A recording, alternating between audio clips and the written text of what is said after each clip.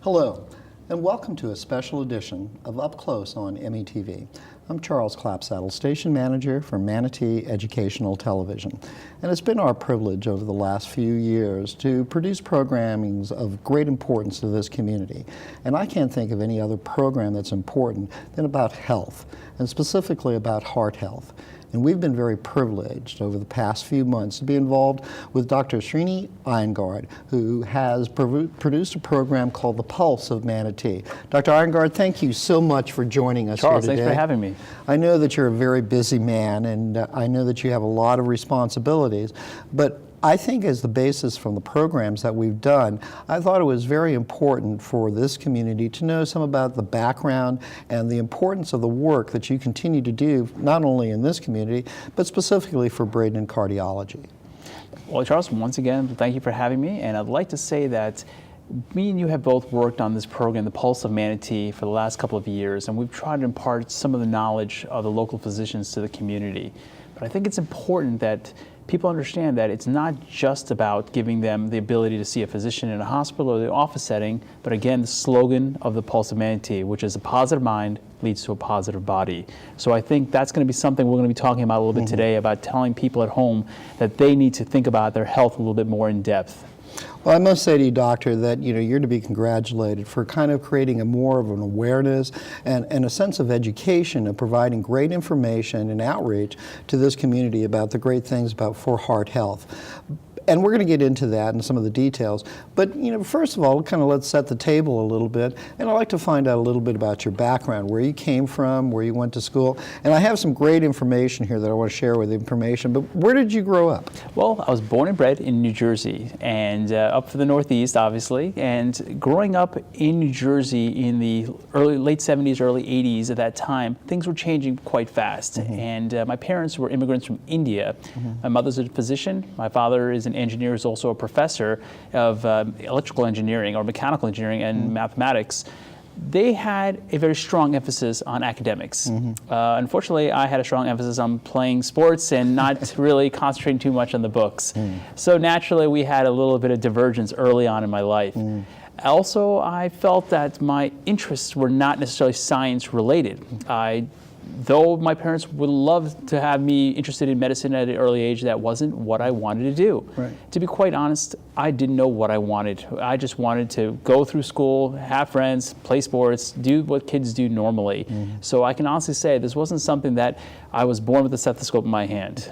But obviously there came a point in time, but you shared with us a little earlier, there came a point in your life as you grew up as a young man, went to high school, looked into colleges, but there came a point where you made a significant journey in your life. Tell us more about that. Well, it's interesting because at the time of certain points in life, you do not consider that this is going to be a milestone in my life, but looking back, certain things become milestones, and this was one of them. And we talked about this earlier. In college, I went to Rutgers University in New Brunswick, New Jersey.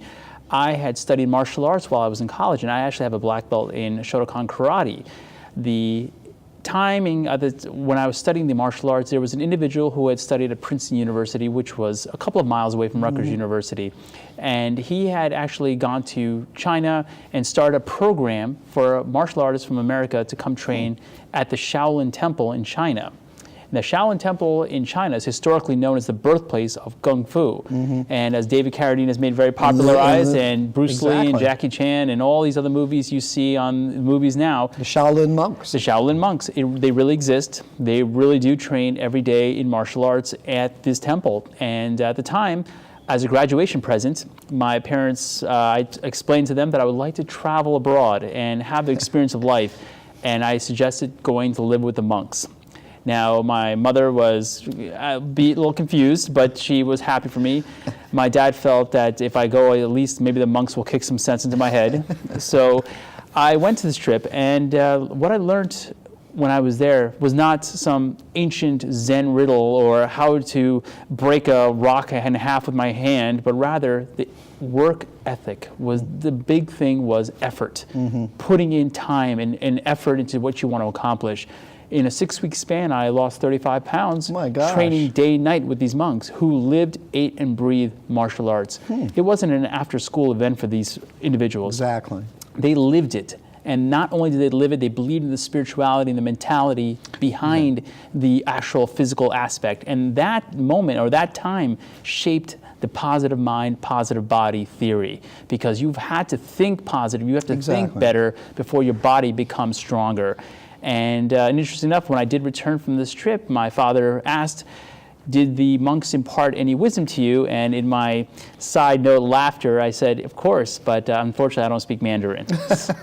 But at this, looking back, me and my father both laugh on this time as well. At the time, it was a little bit different, but when I came back from this journey, which was almost surreal in itself, I didn't feel that medicine was still the answer, but I felt something was the answer, as in I needed to do something more with my life. You didn't know what the path was, but you knew that you had to look for a path. Exactly. And at that point, I had decided that I would try to reinvestigate the sciences, and on my own inclination, I started taking graduate level courses. I started becoming more interested in the actual hospital setup by taking a job as a phlebotomist, which is a blood drawer basically, and working in the hospital setting with sick patients, and volunteering at another hospital. And through all of these different aspects, I've combined into the feeling that I wanted to go to the next level, and that resulted in going to medical school. And a significant achievement there as you kind of gradually developed the process by your interest and developing interest in the science and in medicine. So where did you go to medical school at? Medical school was Ross University, and at Ross I started to develop the interest in what would my future be after medicine, or not after medicine, but after medical school. And I think we talked about this earlier. Every student that enters medical school will make a decision at one point or another whether they're going to go the surgical route or the medical route. Now, there's a lot of hybrid specialties off these. OB-GYN, urology, you name them, psychiatry. There's a number of different specialties that are coming off these two, but the main tree trunk is usually surgery, medicine, splitting off into two different directions. Right. With my personality, with my attitude, I felt naturally I'm going to go into surgery. This was what I felt my calling in life was for. And I realized as I went along my training, and later in med school, my rotations when I was in the hospital setting, I was very impressed by the bedside manner, the personalities of internal medicine physicians who actually cared more about physiology than necessarily anatomy, where surgeons were much more cut to cure attitude and go in there, take care of it. Right, and so the process being is that a surgeon is very interested in the procedure from A getting to B, while the internist might be saying, well, what's the process of that? Of A getting to B. but you kind of married both of these, because you're a very direct and straight to it individual, but you're very thoughtful and concerned. So you kind of felt that there was the best of both worlds. I was torn a bit, I will be very honest, because I felt they both had such admirable qualities. I chose the internal medicine route more or less because of my personality, and I felt the connection with the patients. At the end of the day, the thinking aspect was so remarkable to me. But I never forgot the first part. My first love was that, yes, I want to be able to say, not just to a patient, I'm sorry, maybe the medications won't work. I wanted to be able to go in there and do something about it if they had a problem acutely.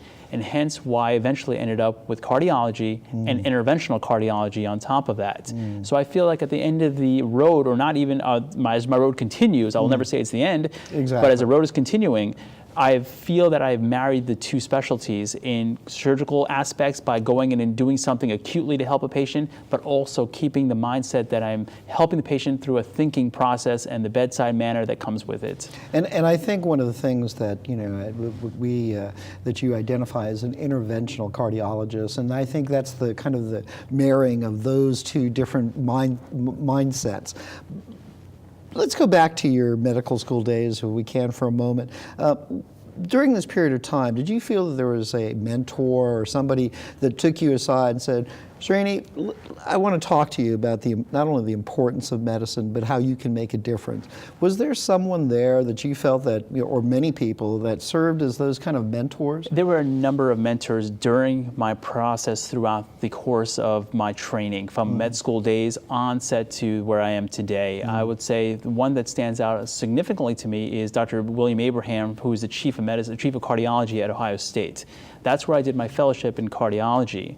I pull him out specifically for the fact that he was one of those individuals who is not an interventional cardiologist. He's a heart failure specialist and one of the world's renowned experts on heart failure. Wow. And just the fact that heart failure was such a predominant condition in this country, and we see it so often that it's not necessarily curable either unless you have a transplant. These were conditions where, at the end of the day, it's something that we don't always win the war against. And I felt that this was something that I could get passionate about. And he gave me that effort, or he gave me the ability to say, listen, I like your energy, let me give you the tools you need to further your career. And I ended up getting my first grant, which was $65,000 for a fellow at the time, was very crucial for my training. For your continued training. Exactly, in research, and I was pursuing the academic route. But again, in the back of my mind, I heard that knocking of doing more than just giving medications, doing more than just the bedside approach to the patient.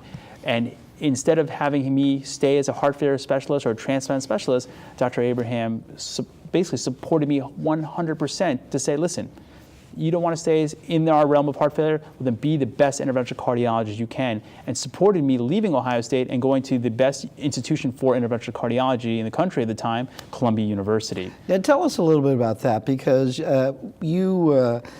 when you did an advanced fellowship at Columbia, is that correct? True, and it's a 2-year advanced fellowship amongst the number, at the time, the top volume center in the country at Columbia, and the individuals at Columbia are well known. And the ones from interventional cardiology, Dr. Jeff Moses, Marty Leon, Greg Stone, these are individuals who in the cardiology community are very well known. And let's not forget the surgeons, Dr. Oz, who was also there as well, and Dr. Craig Smith. So we had our share of very well-renowned physicians.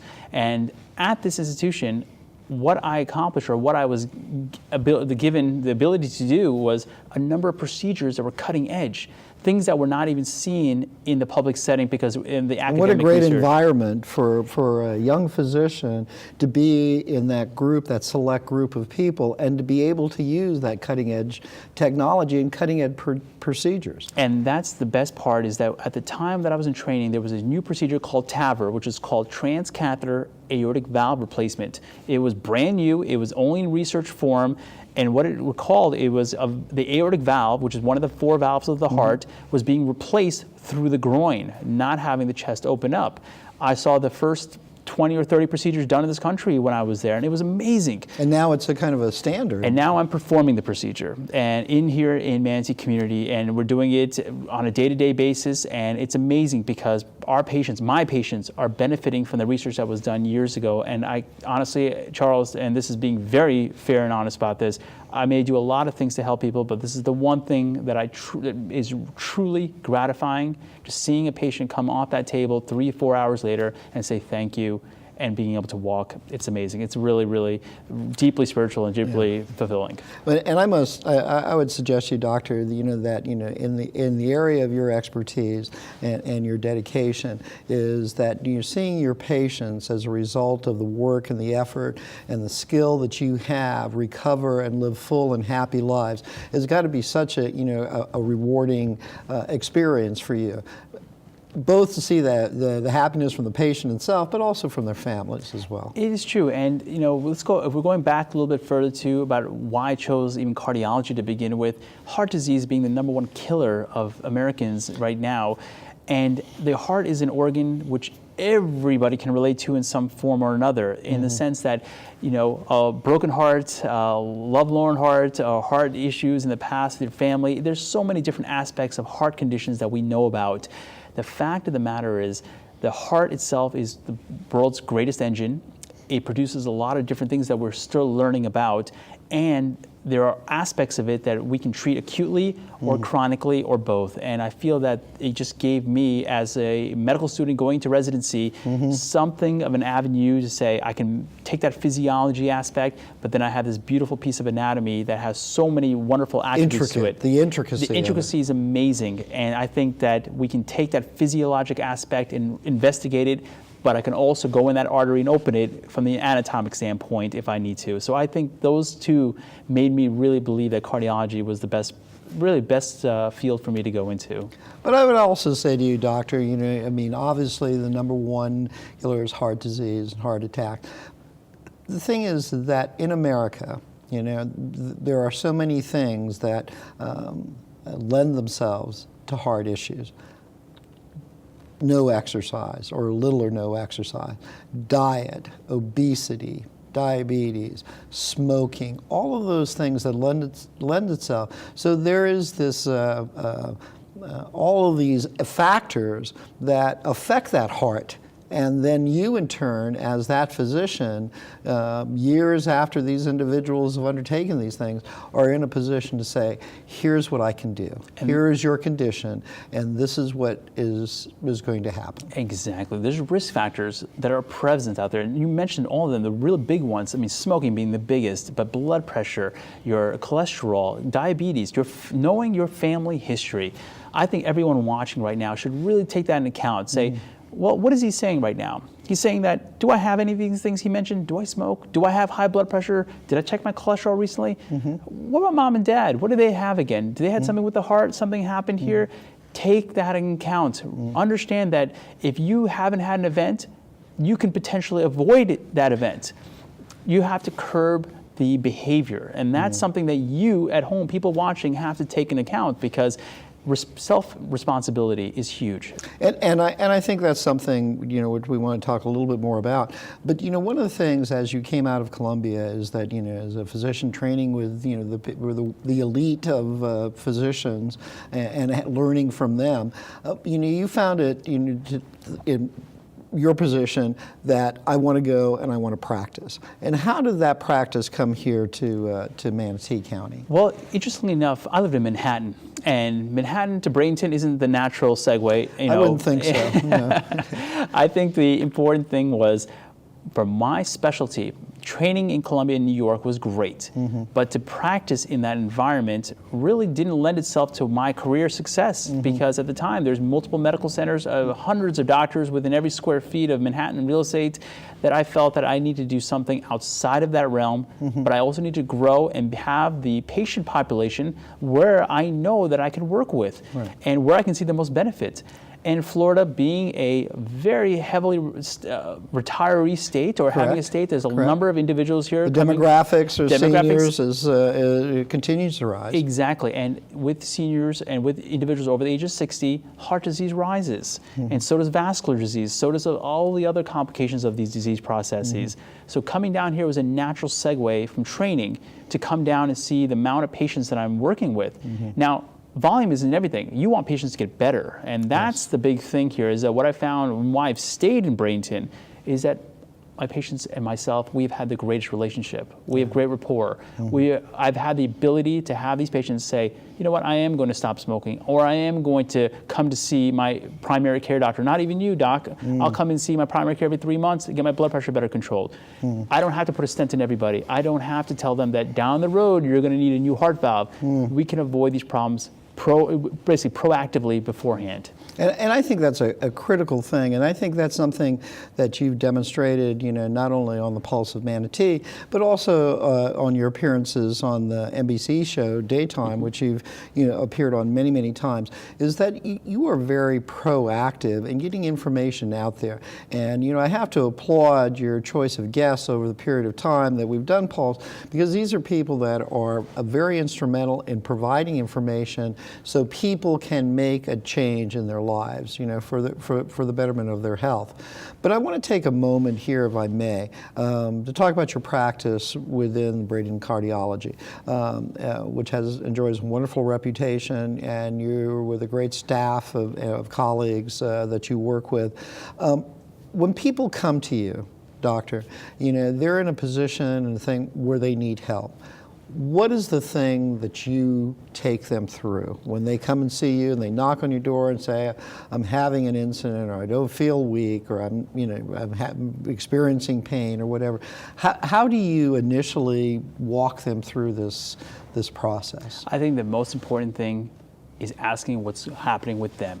Not telling them you have this or this is happening, asking them, sitting down, making eye contact with the individual and saying, what's wrong? What's happening? Right. And the one question you don't want to ask is, what brings you here? Because they'll often say, a car. So you want to actually say, how many times have you heard that? I've over 1 million times, but each time, at least it breaks the ice with the patient myself. But we sit there and I want to know, what's wrong today? What's happening with you? Because before I start telling you, hey, you have blood pressure elevated, your EKG is abnormal, or you have this, your chart has this, I want to know. Just tell me. Let's go from square one. Once I hear what's been happening, the background then gets fleshed out. And then we discuss, well, do you smoke? When's the last time you got your blood pressure checked? It's a little high today. How about your cholesterol? What about your dad and mom? How are they doing? Do they have any issues? And asking a patient or asking an individual, does your family have a history of heart disease? Heart disease is thought of as heart attacks. It's but not. High blood pressure is heart disease. So these are things that people don't, strokes can be related to heart disease. So these are other things that when you're talking to an individual, you really want to make sure they understand the vernacular, that you make it very simple, but yet straightforward. Well, one of the things, Doctor, and I would suggest this, you have a very good manner with people. You're very open and inquisitive with people. I would say that when someone comes to see you and they're in a situation that is very stressful and frightening, perhaps, for them, and you have that kind of natural ability to say, we are going to do the best we can for your health, and that's a great thing. A lot has to do with that physician-to-patient relationship. Is that correct? 100%. I know a number of physicians who may not come across as either the most confident or too confident, maybe arrogant, and patients sense that. And it's important that there is a relationship that you are giving off confidence, but not necessarily leaning on either side of arrogance or not having any confidence in what you're going to do. But I often tell patients this, if there is a procedure coming up that we're going to do together that is going to be of a higher risk nature, whether it be replacing a heart valve or a high risk coronary intervention of what sort, I say the only way you can help me is by staying positive. You help me by doing that. And I think what an important part of that, because I would suggest that some of the people that you see are in their later years, and that kind of fear and stress kind of drives them a little bit. Especially if they have had family members or friends that have gone through these types of things and not made it or had bad complications. These are things that we have to take into account. And I always try to tell the patients that make sure that don't believe in what my mindset is at the time. Your mindset. Stay positive. Believe in yourself. Believe that you're going to get better. Because if you believe you're going to get better, it's going to help everything. It will not hurt anything. So I say definitely think positive. And that by alone is a good communication with the patient. Well, one of the things that I'd like for you to take a few minutes to talk about are some of the things that you, as a doctor, as a physician, as a surgeon, some of those unique things that you are bringing to that practice, and specifically for your patients.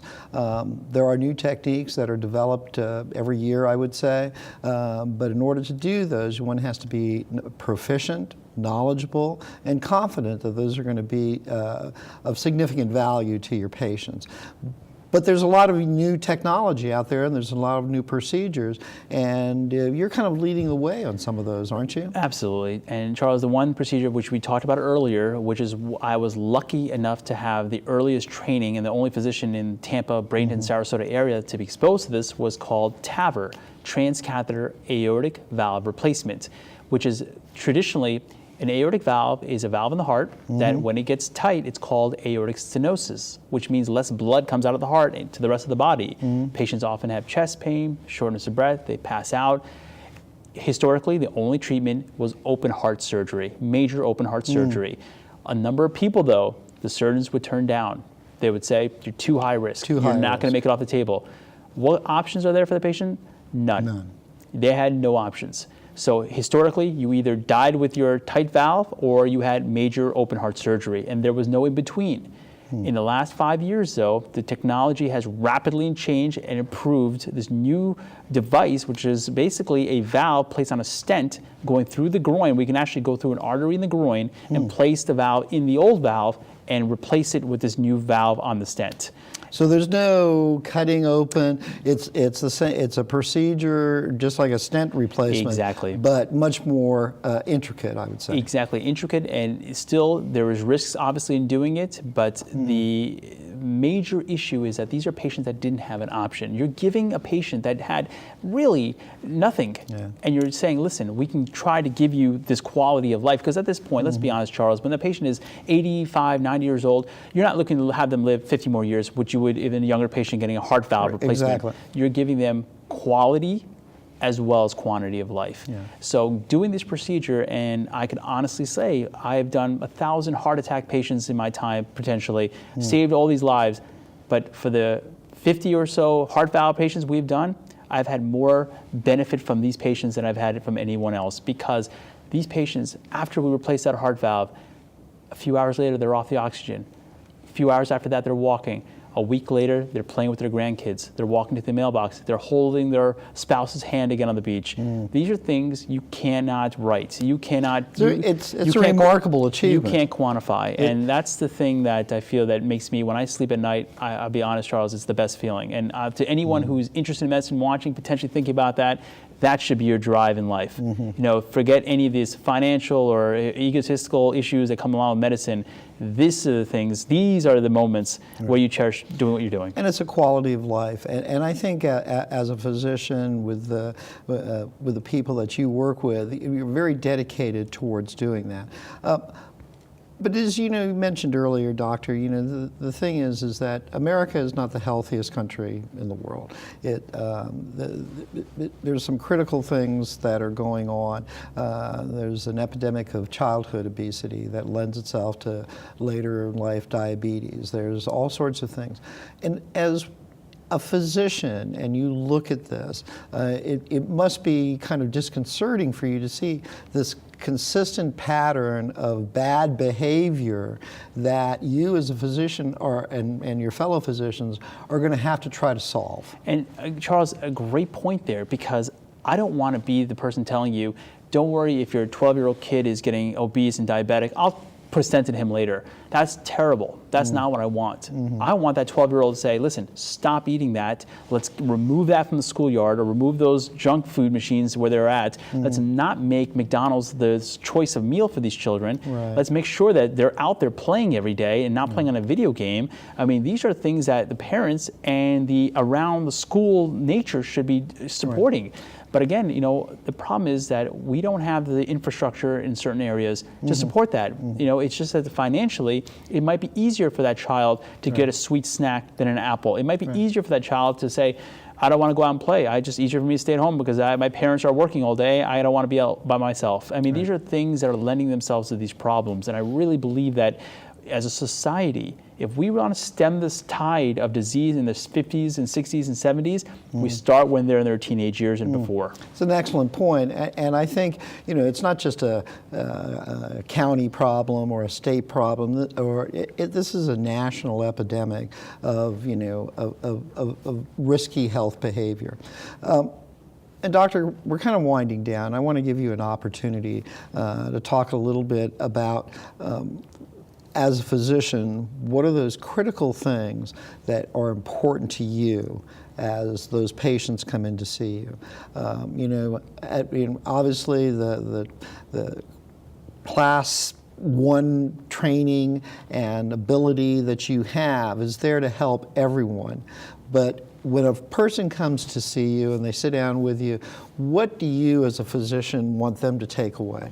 I want every patient or any individual watching or any patient seeing me in the office to be really honest with themselves, to really look at themselves in the mirror and say, what can I do to change my health? As opposed to saying, what can he do, doctor, to change my health? Because at the end of the day, anybody can write a prescription, anybody can do a procedure. But why don't we avoid all of that? What can you do right off the bat, looking in that mirror and say, I want to change my health today. That's the main goal, is because if you take responsibility for your own actions, for your own health, again, you cannot choose your parents. You can choose your friends, but you can't choose your parents. Right. Your genetics are there. Right. So if you have predisposition for heart disease, for diabetes, well, guess what? Don't push that train faster. Try to get off that and say, what can I do to avoid that? And if I am going to go that direction, fine. I will see that guy in that white jacket. Right. But right now, I'm going to stop eating out 3 times a week. I'm going to start walking 5 days a week. I'm going to make sure that I am not going to pick up a cigarette again. If I do, I'm going to switch to the electronic cigarettes, or I'm going to use the patch. Right, right. I'm going to do something proactive and not blame what I'm doing, saying, hey, I had no choice. Right. You have a choice. Make it. Try to make your life better. And if not just for yourself, for your wife or your husband or your kids or your relatives that are around you, because at the end of the day, people forget that when something bad happens to them, a lot of other people care about it. All right. And it's just very eloquent what you said, Doctor. But I want to take a moment now, and first of all, you've been appearing on Daytime for a period of time, which is a great program, and you're a great contributor to that. But also the Pulse of Manatee, you've made a really significant input. You've had some wonderful guests on here, and with a wide variety of subject matter, from diabetes to chiropractic, doctor... Podiatry. Podiatry. Absolutely. So, it's just wonderful information. Well, what do you see, what are some additional programs that you would like the public to know about that you're thinking about? I think in the future, we should talk more about the acute coronary syndromes, which we talked about before, which is also called STEMI, which is heart attacks. When people are having chest pain out on their boats, walking them down the street, and they need to be brought in through the EMS to the ER, to seeing someone like me, potentially even seeing one of my surgical colleagues, that's important, because I think we're really doing an amazing job here in Manatee community, just getting these patients into the hospital faster. So I think that would be a great program, because I think when people say heart attack, what does that mean? Who is involved in that process? And there's a lot of thanks to be given to our paramedics, to our EMS teams, to our ER doctors, to our surgeons as well, being there as well, to kind of saying, hey, it's a team effort, and that thing is that would be a beautiful program to have to give some more information. I think that's a great program. We'll look forward to helping you and producing that with you. Dr. Iyengar, we're kind of winding down here a little bit, and I just want to give you an opportunity for that final word. But I must say that, it's been our great pleasure over the last couple of years to produce these programs with you, because I think it does a great community service.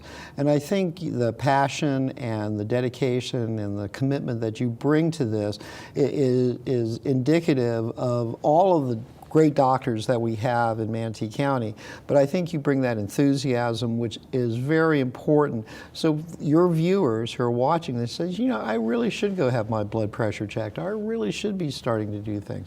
I think you bring a great value to this community by reaching out and providing them with educational output. Well, Charles, thank you once again for letting me come on the show today. And obviously we've had a great relationship, which is going to continue in the future. And on the final note, again, my slogan to every person watching, remember, a positive mind leads to a positive body. So if you have any questions, obviously see your doctor, but make sure you take some responsibility yourself, and I'm sure you'll have a healthy future. And Dr. Iyengar, I think with physicians like you and the caliber of physicians like you here in Manatee County community is very well served. From the Shaolin Temple in China to here in Bradenton, we're very fortunate to have you. Great. Thank you, Charles. And thank you for joining us on this special edition of Up Close on METV.